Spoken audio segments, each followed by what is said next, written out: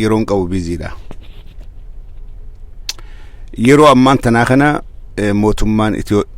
mootummoonni addunyaadhaa dhukkuba badaa addunyaa shoorarkeessaa jiru kanaaf guyyatti yeroo 10 as bahaniiti ummata ifiitiif hubannaa kennaadhaa jiran.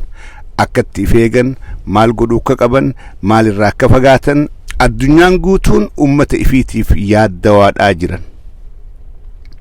Yeroo addunyaan haala kana keessa jirtutti ummanni Oromoodhaa rakkoo addaa keessa dukkana keessa jira. Mootummaan Abiy Ahmad hogganu ummata Oromoodhaa ji'a tokko Wallagga Gujii Tuulama ji'a tokko yeroo kanatti interneetii irraa dhaamfee silkii irraa dhaamseeti dukkana keessa dhiisee jira. Diinummaan mootummaan takka ummata ifiitiif qabdu tan daangaa kana geesse takka illee hin jirtu, tasuma hin jirtu. Ilmaan Oromoodhaa wanni godhuu qabdan. Oromoota Wallaggaa fi Gujii fi san qofaa miti. Ilmaan Oromoodhaa kuunummaanuu wanni godhuu qabdan mootummaan Dr. Abiy hogganu dhukkuba kana yoo dandame fideeti isin gubbaa raphuudhaa ta'a. Oromoonni biraatis wanni ifeeguu qabdan. Mootummaa isiniif yaadduun qabdan. Mootummaa isin nyaattu malee mootummaa nagee ummata ifiitiif yaaddu takka illee hin qabdan. Mootummaan Abiy ummata Oromoodhaatiif diina. Tuulamaa fi Booranaas eenyu fiixaa mootiidha. Tuulamaas barjaan tokko command post jira. So mootummaan kun mootummaa isin yaaduun qabdan. Ilmaan Oromoodhaa kun dhukkubarraa ifeega. Dhukkubni guddaan irraa ifeeda warra mootummaadhaa hafidee dhukkuban raphuu taa'u jira. Beekaa airportitti wali qabaniiti ummata Oromoodhaatiin gaddaafuudhaa deeman. This biological weapon. Addunyarraa isaan abislaa dandee coronavirusii addunyarraa hundaa wali qabeeti ummata Oromoo gubba gannaqa. Maaliif ummata kana gube, ummata kana firraa so'ata, ummata kana dura belleessa. Kanaafuu ilmaan Oromoodhaa kun obboleeyyan keessan kamadditti bee dukkana keessatti hafe warra Wallagga Gujii warreen kana yaadadhaadhaa isinummaanuu maasii if eega. Isinummaanuu ilmaan Oromoodhaa kun akka nama mootummaa qabu, akka nama mootummaan apdeetii amma akkatti ifeegan itti himtutti arra Abiy Ahmad joor harkeeti harka dhiqata. Joori harka dhiqatee internet gubbatti maxxansu harkeeti fiigee hoottaan harka dhiqadhaa jee harka dhiqata. Qaanii mootii biyya tokkoo tahee nama aktivistii tokkorraa laalee guunni harka dhiqatee anis dafee harka dhiqadhaa. Qaaniidha kun qaaniidha. Abiy maqaadhaaf jamalee ilmaan Oromoodhaatiif diinni guddaan isa silaa waan hin dhagamne waan sagalee hin qabne ta ilmaan Oromoodhaa murruggootu harkate Abiy isin gubbaadha rapha. Isin gubbaadha rapha.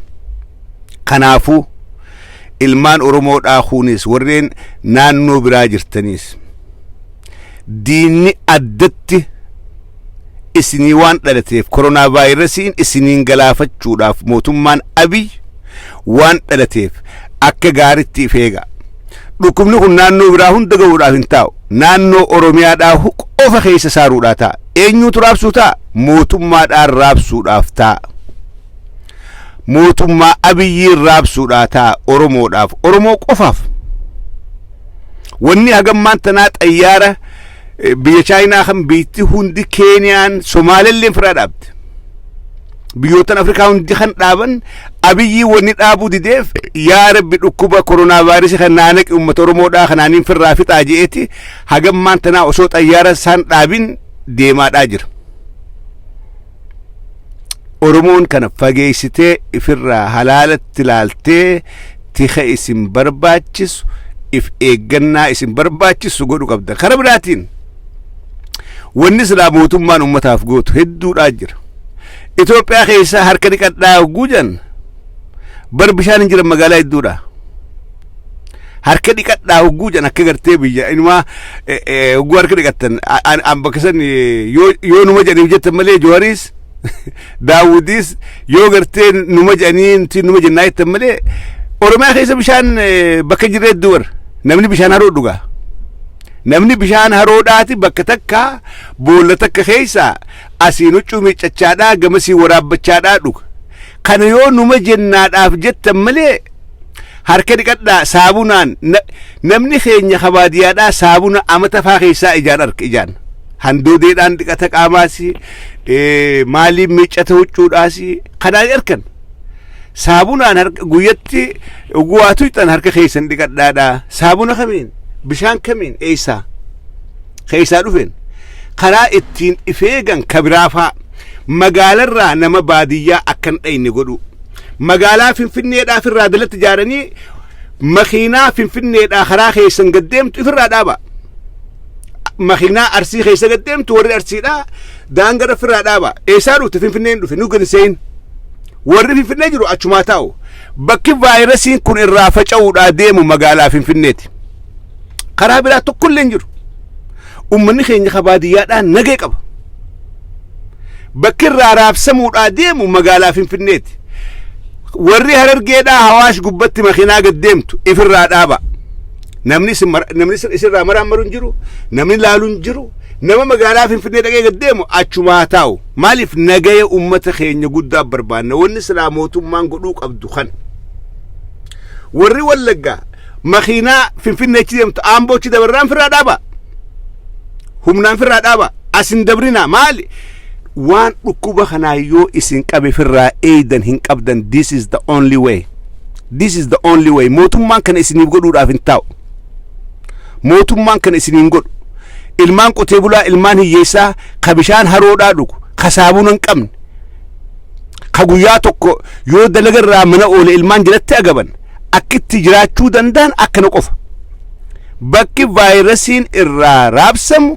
magaalaa finfinneedhaati makiinaa finfinne irraa gaddeemtu makiinaa mootummaadhaatiis ta'e tanaggaadeedhaa baasa ameerikaa keessa waliin dhaabbatee jira arra isteenni lama reesturaantii guutu cufee jira kaalifoorniyaadhaa fi niiyork guutu cufan waa takka illee hoteelan banan maaliif ummata ifiitiif yaadanii jechuudha wanni godhuu qabdan mootummaa isin eeydu hin qabdan kanaafuu makiinaa isin keessa gaddeemtu warri harargeedhaa yoo nagaya ilmaan keessanii barbaaddan nagayaan carraaqqattanii galuu barbaaddan qotee bulaa kaayaati makiinaan takkalleen hawaash gaddabartee akka isin keessan warri arsiidhaa adaamaadhaa bakka karaa addaan maqu makiinaan takka ta finfinnee gaddeemtu ta mootummaadhaatiis ta'e ta naggaadeedhaa akka gad hin dabarre namni keenya if dandayaadha midhaan manaa qaba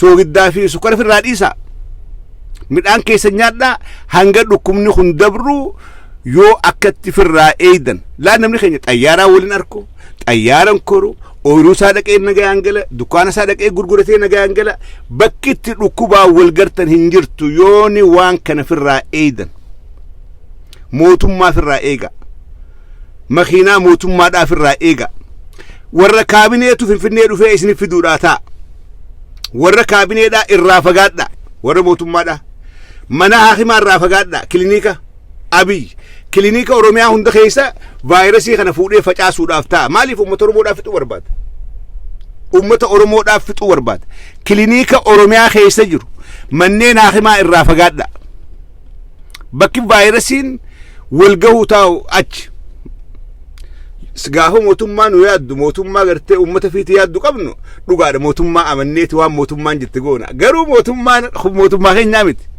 oromoota hidhaa jiru rabbi isaan abaasu amma abiy duraan fixuudhaaf waan je'ee fixu dhabe amma dhukkubaa dhufeemi vaayirasii facaaseeti nam tokko fuudhee vaayirasii kana qabu manidhaa wallaqa areedhaa keessatti nam 900 dhumee nam 1000 dhumee nam 500 dhumee abalus du'ee irran kaayyan ummanni oromoodhaa mootummaa isaaf yaaddu hin qabu if eeynaan isinumaatu ifeega akkamitti make sure wanni beekuu qabdan bakki vaayirasiin kun irraa raabsamuudhaa deemu magaalaa finfinnee eerpoortii booleedhaati eerpoortii booleedhaa magaalaa finfinneedhaa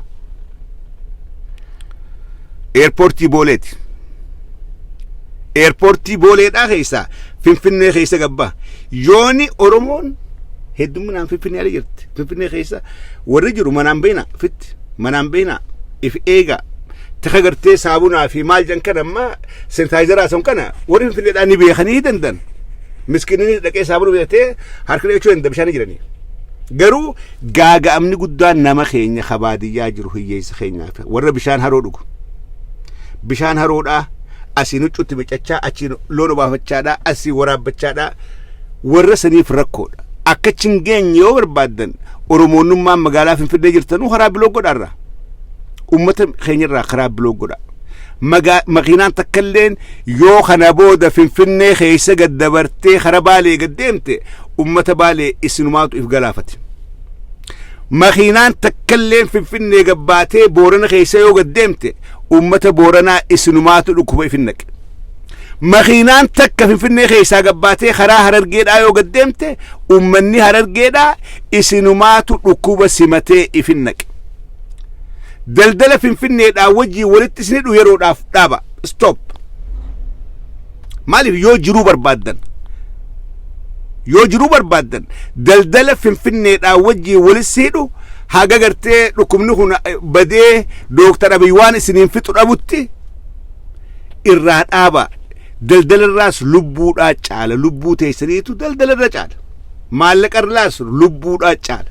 Kanaafuu waan Finfinnee wajjiin konneekshina isin uumsisaa hunda keessaa baya. Makiinaachi gayyaatu yoo humnaan gayyaan dhagaa dura guuraa firaa dhorka. Makiinaa Finfinnee gaddeemtu hunda akkuma dhukkubni koronaa vaayirasiidhaa isini gaddeemu jirutti laala. Kun gorsa caffeeraammis. Akkuma koronaa vaayirasiin Finfinneedhaa fe'amee karaa Harargee gaddeemu jirutti laala. Beekadha everything is connected. Finfinnee kaatee Adaamaa dhuftee makiinaan Adaamaa kaatee Maasiyoo karaa Direedhaa gaddeemte dhukkuba Finfinneedhaa Adaamaa dhufe fuuteetichi gaddeemu jirte jechuudha. You need to block all that. Firraa block godhuudha qabdan. Abiy isin galaafachuudhaa deema. Wanni hanga ammaan tanaa fiixaa mootiidhaa eega waan kana katabuu eegala irraa miti baatii lama fagee eega Itoophiyaan maan dhaabne xayyaara Chaayinaa kana maan dhaabne nam tokko dhaga'u. Eegammaan tana addunyaan biyya vaayirasiin kun seeneef maallaqa biliyoon takka ni kenninaa gargaarsa eegeetti boodaa'ee Abiy as ba'ee there is one case in Ethiopia too jee. There is one case in Ethiopia. Guyyaa lama ulee another 3 cases. Eega addunyaan biyya koronaa vaayirasiin seene maallaqa doolaara biliyoon takka ni gargaara jetti boodaa'ee as ba'ee dubbate. Duraan calje. Beekadhaa from day one gaafa vaayirasiin kun dhufurraa'ee waywaachaadhaa jirra. Makiinaan takkaa maali xayyaarri Itoophiyaa takkaa Chaayinarraa dhaabbatee hin beeku. Maaliif kun hundi uummata Oromoodhaatiin fixuu barbaada. Isin fixuu barbaada. Isin galaafachuu barbaada. You need to take care of yourself. If eega lubbuu teessan lubbuu ilmaan keessanii wanni isinii caalaa takkalleen hin jirtu. Kanaafuu warreen jimaa Finfinnee fiddanii Finfinneerraa gaddeebitan please stop for the sake of your children. Ilmaan keessaniif jecha dhaaba. Hariiroo magaalaa gurguddoo hojii qabdan xiqqeessaa. Namoonni baadiyyaa jirtan magaalaan beena. Warreen baadiyyaa jirtan amma bakki seefiin amma Ameerikaa keessaa manguddoo fuudhaniiti baadiyyatti oofaadhaa jiran. Ganama kana manguddoo takka arke manguddoo farinjii takka. Baadiyyatti nagalchuu deemanii ijoolleen tiyyaa maaliif siin deemanii hin jeen. Dhukkuba kanarraa baadiyyaan nagalchuudhaaf deeman beekadhaa dhugaadha. Amma bakki seeftii qabdu lafa baadiyyaadhaati.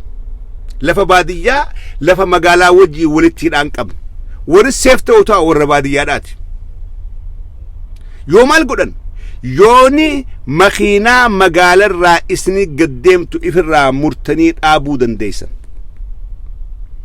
Kana faadhaabaaf Joor Maamad wanni uummatatti himtan harka dhiqachuu qofa osoo hin taane namni keenya bishaan harkaan dhiqatu hin qabu. Namni keenya saabuna harkaan dhiqatu hin qabu. Wanni uummata keenyaaf dhaamuu qabdu Mr. Johar makiinaa Finfinneerraa haatee isin keessa gaddeemtu eeggadhaa ifirraa dhaaba. Kana dhaamsu dhugaadha. Abiy Ahmad asilaayis Oromoo fixuu barbaaddaa. Ati uummata sobdee gartee karaa biraatiin dhukubaan galaafachuu barbaaddaa. kana ragaan haga maantana flighti Itoophiyaa China dhaabuun keetu ragaadha plus ummata gujii fi wallaga haga maantana silkiidhaa fi internet dhorkachuun kee jibbaa diinummaa ummata Oromootiif qabduuf ragaa gahaadha waan biraa wanta kaleewwan siinjuun qabu ummanni keenya wanni walii himnu hanganuma makiinaa finfinnee irraa gaddeemtu firraa dhaabaa nagatti fayyaata yeroo gaarii